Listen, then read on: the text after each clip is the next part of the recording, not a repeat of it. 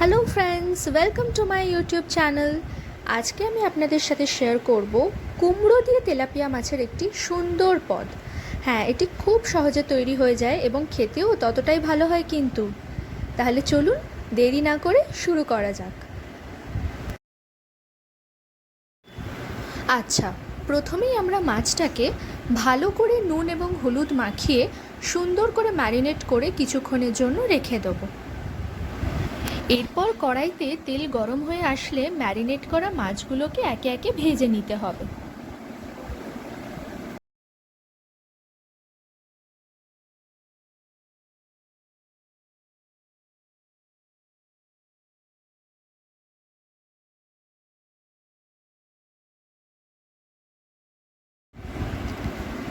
এবার মাছগুলো ভাজা হয়ে গেলে সেই একই মাছ ভাজা তেলে পাঁচফোড়ন দিয়ে ভালো করে একটুখানি নাড়াচাড়া করে নিতে হবে।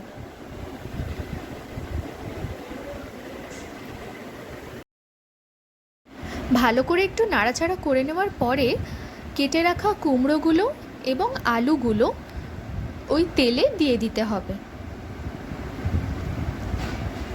কুমড়ো এবং আলুগুলো তেলের মধ্যে দিয়ে সবটা ভালো করে কষিয়ে নিতে হবে।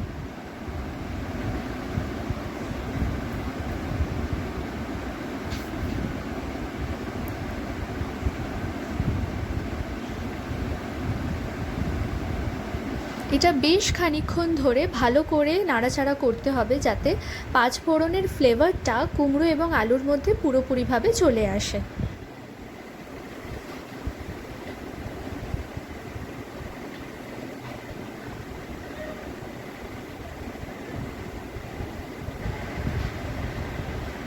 বেশ খানিকক্ষণ এরকম নাড়াচাড়া করতে থাকতে হবে।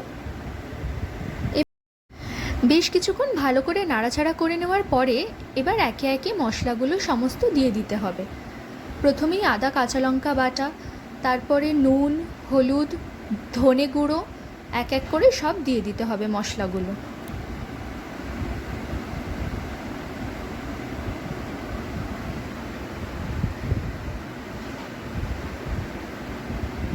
মশলাগুলো দিয়ে দেওয়ার পরে পরিমাণ মতো জল দিয়ে এবার মশলাগুলোকে বেশ কিছুক্ষণ কষাতে হবে। মশলাগুলো যাতে ভালো করে কষানো হয়ে যায় তার জন্য বেশ কিছুক্ষণ ভালো করে এরকমভাবেই কষাতে হবে।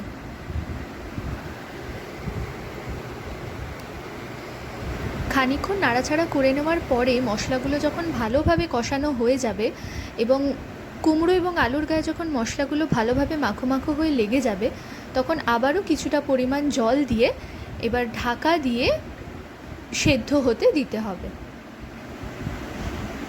কিছুক্ষণ পরে কুমড়ো এবং আলুগুলো যখন সেদ্ধ হয়ে আসবে তখন ঢাকা খুলে এবার মাছগুলো একে একে দিয়ে দিতে হবে।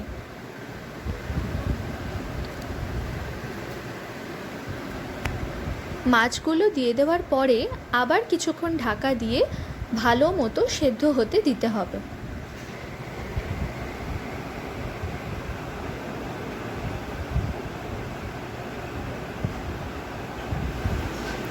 এরপর কিছুক্ষণ পরে ঢাকা খুলে তরকারিটা পুরোপুরি সেদ্ধ হয়ে আসলে গ্যাস অফ করে তরকারিটা নামিয়ে নিলেই তৈরি হয়ে যাবে সুস্বাদু কুমড়ো দিয়ে তেলাপিয়া মাছের একটি পদ।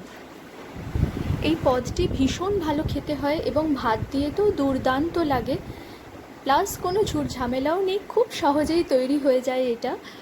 তো আপনারা সকলে অবশ্যই এটি বাড়িতে ট্রাই করবেন এবং ট্রাই করে আমাকে অবশ্যই কমেন্টে জানাবেন যে আপনাদের সবার কেমন লাগলো। আর আমার এই রান্নাটা যদি ভালো লেগে থাকে তাহলে প্লিজ লাইক করে দেবেন এবং সাবস্ক্রাইব করুন আমার চ্যানেল।